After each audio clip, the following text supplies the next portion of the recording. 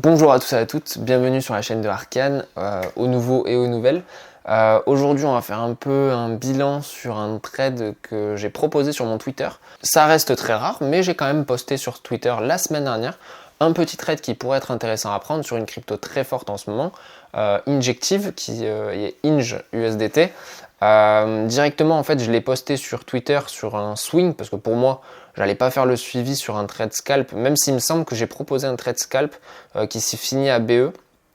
Ouais, j'avais proposé un petit trade scalp, mais il s'est fini à BE, j'avais pris juste un petit TP1, rien de très folichon.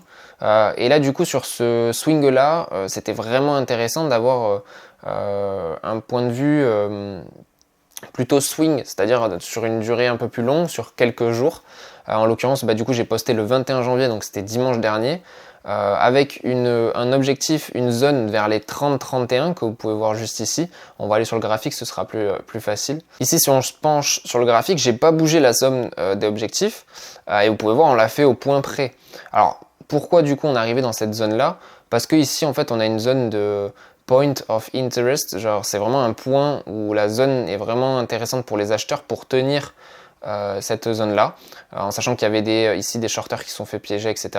On a pris toute la liquidité de l'accumulation juste au-dessus et au final on reprend en fait un schéma en PO3 qu'on avait vu auparavant sur la vidéo BTC qui a plutôt bien marché, mais normal j'ai envie de vous dire, parce qu'on était dans une zone où l'enthousiasme était trop haut comparé à la zone de prix qui était pas forcément adéquate pour acheter. Et donc forcément le short s'est bien passé. Là voilà, les cryptos reprennent un peu du poil de la bête, mais c'est normal. On peut pas non plus descendre d'un seul coup, à part sur des spikes. D'ailleurs je pense qu'on va pas tarder à en avoir un, parce qu'il y aura des personnes qui vont re-rentrer à l'achat de manière démesurée avec des effets de levier qui sont trop importants. Et donc quand il y a ces mouvements là qui arrivent, en fait c'est parce que il y a trop d'effets de levier sur le marché et qu'il faut nettoyer tout ça. Donc ici, ce qui est bien, c'est que on est venu toucher la zone. Bon, au point près, c'est très bien, hein. On aurait pu s'installer un peu plus dans cette zone-là et repartir. C'est ce qu'on fait actuellement. Et là, au final, on rentre dans la zone de distribution. Moi, personnellement, mon TP, ça va être vraiment le haut de range de l'accumulation ici, vers les 43-25. J'hésite à laisser une partie, donc 25% de ma position, laisser courir vers les 50-52 pour vraiment bénéficier de cette distribution. Mais vu la performance que je vais faire là actuellement, parce que là je suis pas rentré en bas sur l'objectif, moi je suis rentré à l'entrée ici de l'accumulation pour vraiment valider ce schéma en PO3. Et donc ça c'est vraiment intéressant d'attendre la confirmation que ok, ça rentre dans l'accumulation, on rentre dans la zone de range qu'on avait eu auparavant, et donc du coup mon invalidation elle est en dessous de la manipulation qu'on a eu auparavant.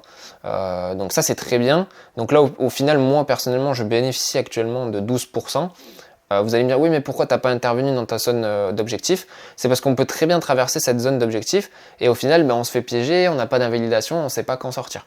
Et ça c'est souvent le problème des novices, c'est que ils se font en fait piéger et après ils savent pas quand sortir, ils se disent tout le temps ouais mais ça va remonter, donc je sors pas maintenant, ça sert à rien, etc. Avoir des invalidations c'est toujours important pour sécuriser son capital et ne pas en perdre trop. Et d'ailleurs, tant que j'y pense, on me demande souvent la plateforme que j'utilise pour trader les crypto-monnaies. Moi, j'utilise Bybit parce que pour moi, elle est vraiment ergonomique, je l'aime beaucoup, surtout avec de l'effet de levier pour des trades en scalping ou même en intraday. J'aime beaucoup utiliser cette plateforme-là. Pour ce trade-là, vu que l'entrée était en scalping, j'ai utilisé Bybit et personnellement, je suis vraiment satisfait de cette plateforme-là. Si vous souhaitez utiliser cette plateforme-là pour trader les crypto-monnaies, vous avez un lien directement en description, je vous le mettrai aussi en commentaire. Voilà, moi ça me soutient si vous rejoignez à travers ce lien, après c'est pas grave si vous le souhaitez pas. Vous avez peut-être le copy trading que je lancerai bientôt aussi sur le Bybit, donc vous pourrez y participer si vous êtes inscrit à travers ce lien. Le lien sera en description si tu souhaites me rejoindre. Voilà, petite vidéo par rapport à ça. Dans tous les cas, la vidéo elle sera postée j'imagine lundi, donc demain. Ce sera trop tard pour prendre ce trade là. Je pense que sur les crypto-monnaies, il y aura certaines opportunités qu'il faudra prendre. Je vous invite à me suivre sur la newsletter où je vais partager dès aujourd'hui d'autres opportunités qui pourraient arriver dans les jours à venir. Et d'ailleurs, je vais vous proposer un projet crypto qui me paraît très cohérent, que ce soit graphiquement ou même fondamentalement, et je le posterai dans ma newsletter. Donc n'hésitez pas à la rejoindre, elle sera en description.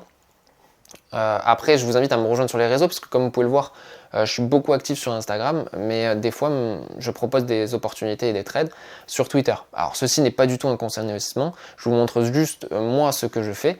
Vous l'avez vu, en l'occurrence, je suis rentré sur ce trade-là.